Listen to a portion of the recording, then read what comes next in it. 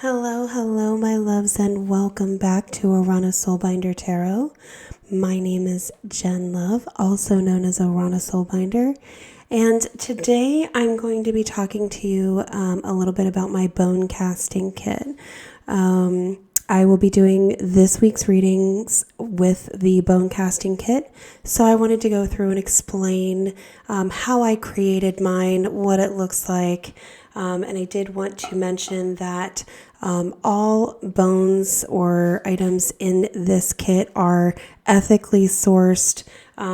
If they have been pulled from nature, they've been pulled from finds or walks or something where they've been found in nature.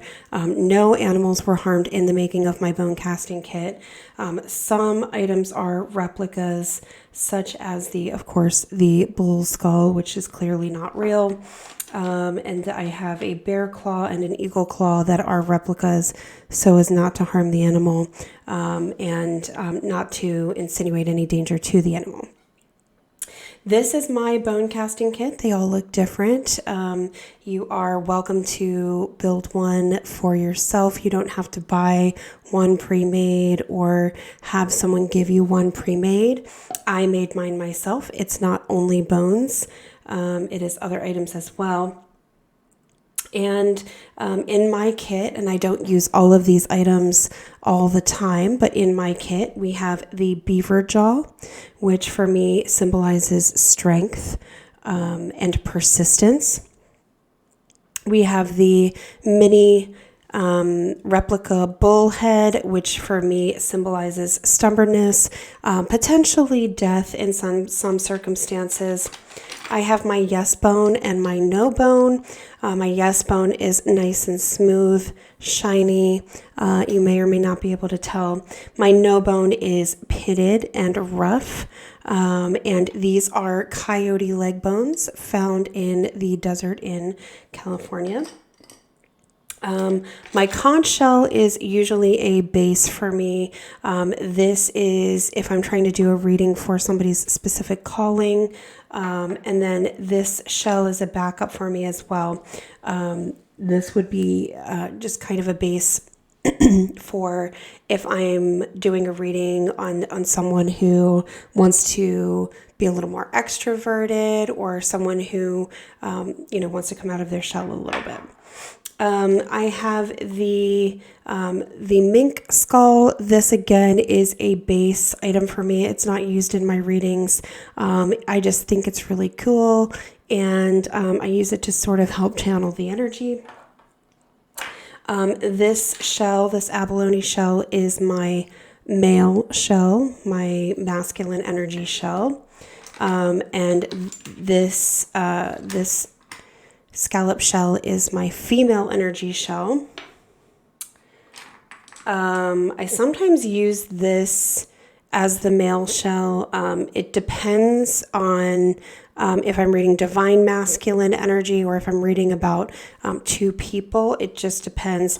If I'm reading this as the masculine shell, this one can sometimes mean like fertility or birth or something similar to that. This is my chess rook. This symbolizes protection. This is my replica bear claw.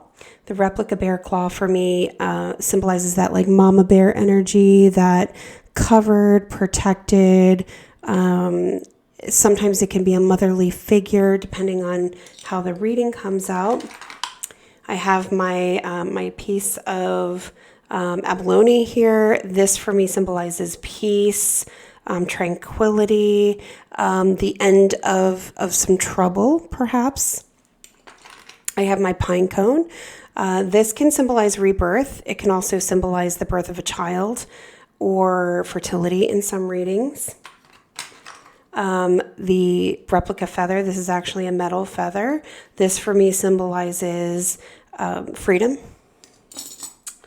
I have my bee pendant, which for me represents hard work. I thought this looked like a little staff, this little stick I found on a walk. I thought this resembled a staff, so for me this resembles old age. I have my buffalo tooth. This is a replica buffalo tooth. It's not a real one, as you can see by the chipping here. This is a buffalo tooth pendant, and this for me symbolizes slow progress. We have the hourglass, which of course symbolizes the passing of time. The porcupine quill for me symbolizes self-protection or going to battle over something. The eagle claw, the sort of, well, it can symbolize someone who has it out for you. It can symbolize someone who is trying to protect you or trying to manipulate you. It really just depends on how it comes out in the reading. We have my petrified driftwood here. This would symbolize like resilience or bouncing back from something potentially. We have my Palo Santo wood. This would resemble a clearing of energy, perhaps peace. It really, again, depends on how it comes out. We have my gear. I don't typically use this. Sometimes I do. If I'm doing a career reading, I may toss this as a placeholder to find out when the change in career may occur, or if there is someone else involved in the career reading, etc. Typically, I just use the bee, but sometimes I'll use the gear as well. I have my milky quartz here. This is sort of, for those of you who are aware of tarot or involved in tarot, this for me is sort of the moon card. So this is things that are kept hidden, things that are kept secret from spirit intentionally, things I'm not meant to know yet. And then we have the deer dew claw. So when the deer dew claw comes out for me, I really think of the changing of seasons. I think of new coming in and sort of digging out the old and really replacing it intentionally. And then we have my little skull bead here. I keep this in here as sort of a spiritual charm, if you will, just something to help clear the energy when I'm not using my kit. I purchased this box from a Native American store. It is not a Native American piece. The owner of the store happened to make these and carve these on his own. I thought it was really beautiful and asked him to pick me out one that he thought I would really like for a bone casting kit.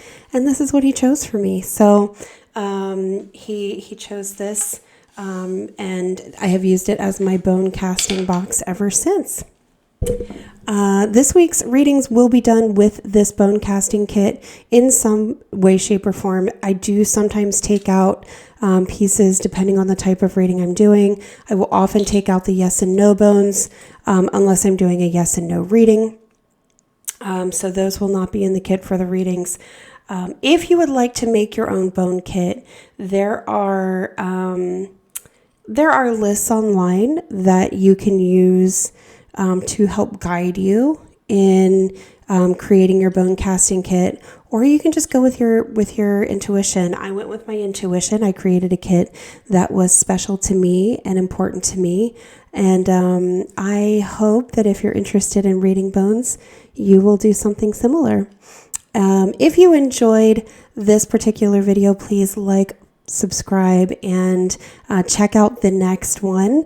The next one will be the zodiac readings for the week, beginning with Aries. I hope you all enjoyed this. Please take care of yourselves, take care of each other. Have an amazing week, my friends. I love you.